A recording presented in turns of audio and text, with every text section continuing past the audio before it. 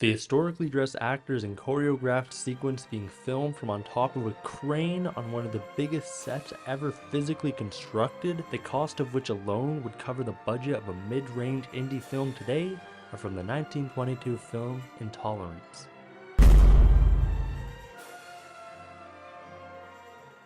Oh hey, didn't see that. Why this? This is a light bulb duct taped to a pool cue, or we in the industry like to call movie magic.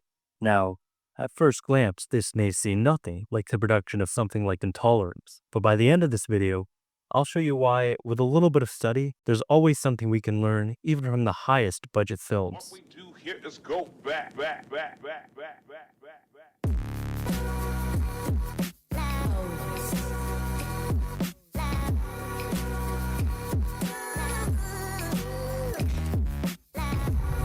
The shot was directed by David, we don't talk about that film here, Griffith, who although standing at the beginning of film history, in many ways did everything the medium would go on to do. As friend of the show, Martin Scorsese says, the first to put beauty and poetry into a cheap and tawdry sort of amusement. Interestingly, most of the early film pioneers, including D.W. Griffith, had no formal education. They were self-taught and often shared the prevailing prejudice that the cinema was a minor form of entertainment. That is interesting, friend of the show, Martin Scorsese. I mean, even though there was no film school back then, surely even the man at the beginning of film history had to learn from somebody, right? My question was, who, if anybody, was it that he learned from? And what was it that he learned that made him such a great filmmaker with no prior experience? To find out, we're going to have to go all the way back to the 1850s and look at the life and writing of one Charles Dickens. You've probably encountered Dickens before, either from reading one of his 15 published novels as a kid like Oliver Twist, or through his characters that still survive today in some various cultural form or other. His characters are created with the intention to teach lessons. Scrooge has taught many misers to appreciate the Christmas spirit. He conveys a clear point for how one should and should not behave socially. Dickens is like a friend, entertaining us with personal anecdotes. Your friends are out picking off groundhogs down the side road and they want you to come, but your dad's got the 22 and your gas tank's dry as a fart. While at the same time, really hoping we get the point. This is to say that a Dickens story has a moral, and as a moralist, Dickens hopes to show us why evil exists in good people. Dickens wrote what he knew, and what he knew was the city of London during the peak of its power, where the hopes of newfound wealth lured countrymen from all over England to its streets, and as a result, a third of city dwellers lived in appalling poverty. Dickens saw these people being treated as less than human, and what he felt was that this evil lay in the hearts of men, and particularly in the prevailing utilitarian attitude taking hold of the country that saw charity as a weakness and made status the primary judgment of character. I think that you can be a very selfish person, and I think you find it very hard to think about me. What the actual fuck? To evoke sympathy for these people, the protagonists in a Dickens story were often children or distressed members of the working class who suffer under the rule of institutionalized evils. Now, this may not seem all that noteworthy to us, but keep in mind that this was a time when the typical response to the poor underclass was not this. I'm a YouTuber. I'm going around giving random people who need $1,000. But more like this. Someone has to fucking flip the burgers, dumbass! But no matter how pure of heart you are, if your story sucks, then good luck finding anybody to read it. The mantles of moralist, social critic, revolutionary, these are all secondary to Dickens's role as a storyteller. And as a storyteller, his concern was with narrative and characters, not principles. Any commitment to a social cause was secondary to Dickens's art. No moral imperative could impair a well-placed cliffhanger, or stop him from putting on a show by cutting between contrasting scenes, or especially get in his way of rounding them out into a satisfying whole. In effect, Dickens's entire moral project rested on his skill as a writer, and this skill in turn relied on his acute powers of observation and physical description. His eye itself was like a camera. He could zoom in on the details most of us would easily miss to turn the least expression, the slightest gesture, and the tiniest detail into something that stands for the whole person or scene. Dickens was so good at this type of description that he could write the dramatic death of a character using only details in the environment. Already, this is stylistically similar to film, and if we take a scene from something like The Passenger, it maps almost eerily well onto a scene from A Tale of Two Cities. So perhaps Dickens lies at the beginning of film history for a reason. Selecting the right visual details for characters also applies to film. For example, someone like Charlie Chaplin is doing something similar to Dickens, using a combination of iconic visual details to create a character that is memorable and unique. By the end of his career, Dickens could even link separate storylines through the visual images themselves. In Bleak House, a pointing hand is used in unrelated scenes to connect them symbolically. A painting on the wall points to the corpse of Mr. Tulkinghorn. Mr. Bucket points to the guilty and innocent alike. And Joe points with his broom through the railings of the cemetery to where Hawdon is buried. Through this repetition, seemingly separate scenes are linked by the overarching theme of accusation. But did Dickens actually achieve a mastery of his art form? Well, by 1853, the Illustrated London News would ask, "What do you think of Bleak House?" as the equivalent of asking, "How are you?" The first to put beauty and poetry into a cheap and tawdry sort of amusement. How did Griffith achieve this triumph? Specific techniques, images, rather than words. A visual grammar, you might say. Close-ups. Irises. Dissolves. Dolly shots. Dickens's toolbox of visual images, contrasting scenes, and narrative breaks would provide Griffith the tools to convey Dickens's moral message not only to London, but the world. I invented that idea, cross-cutting from one scene to another to heighten tension, but it was not my own. I discovered it in the works of Charles Dickens. Watch any Griffith film. I mean, I don't know why you would, but if you watch any Griffith film, it won't take long to see the alternation between the tragic and the comic, the parallel narrative, the sentimental messaging, the use of details to convey characters, and all of the other trademarks of a Dickens story. But Griffith went even further. Intolerance was a daring attempt at interweaving stories and characters not from the same period, but from 4 different centuries. The present day, 16th century France, the Babylonian Empire, and biblical Judea. Each sequence connected by recurring shots of a woman rocking a cradle to symbolize the continuity of life. Griffith wanted to show that poverty, injustice, and self-sacrifice are common denominators in the Babylonian Empire and a small mill town of early 20th century America. Although it financially ruined him for the rest of his life, the film would influence directors everywhere from Japan to Sweden to Russia, as this attempt at symbolism between parallel plot lines encouraged filmmakers to experiment with their stories. That's a great story of how a new art form was able to grow out of the soils of tradition. But what about me? I want to make a film. I have no budget. So what am I going to do?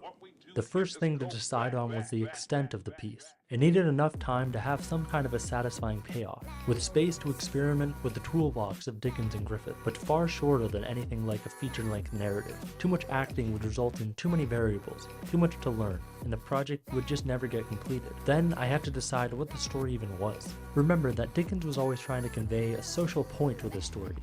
Everything served the moral end, so logically figuring this out is first in importance.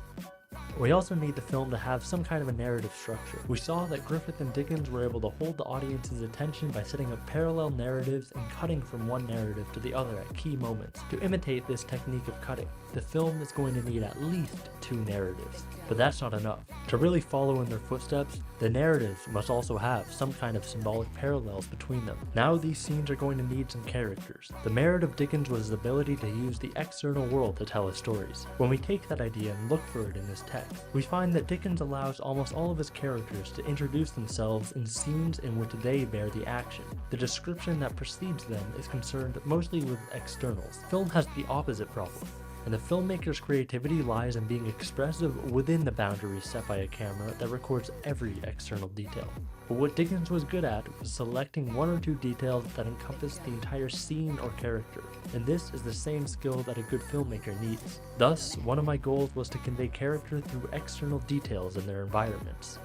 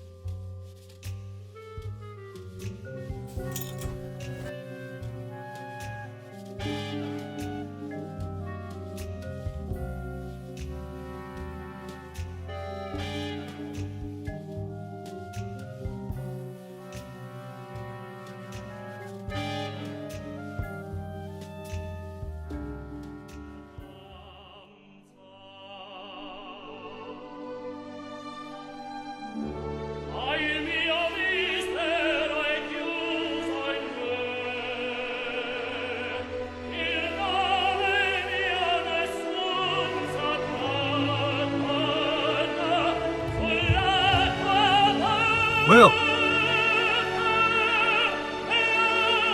Yo, Will!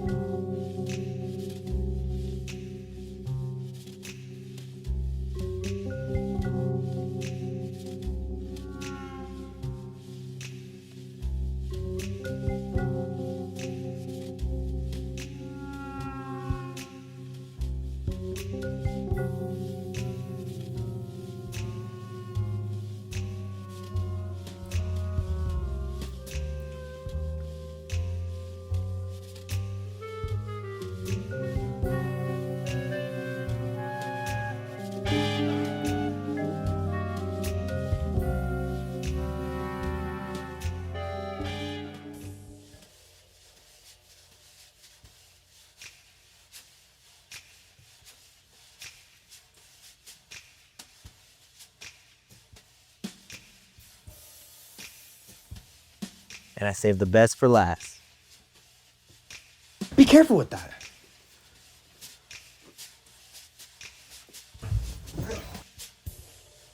Yo!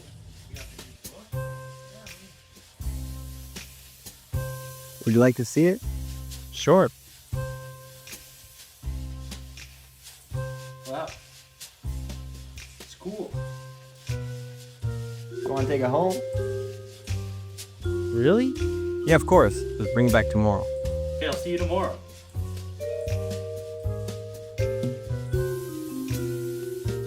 Seriously? You let him take it home? I'm sure he'll bring it back.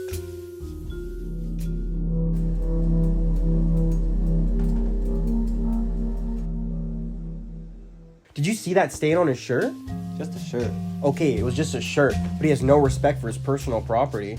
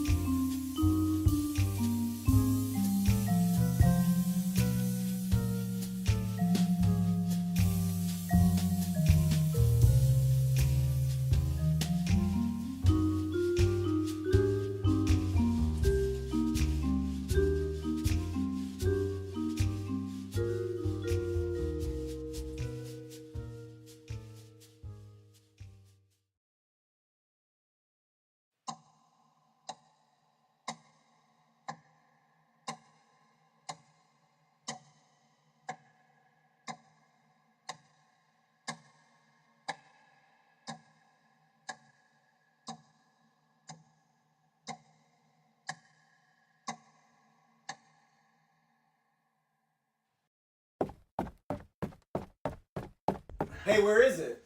Where's what? The book. What? Oh, the book, yeah. Yeah. The book's right here. Where is it? Let me see.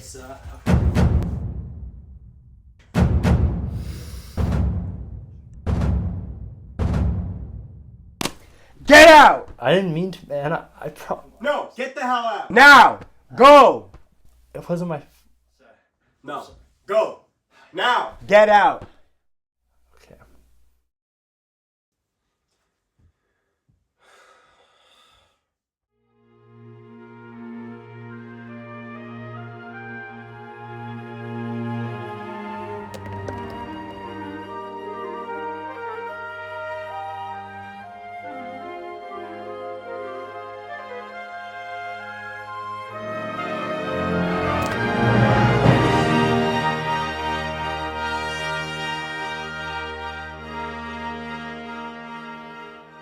clean up your room.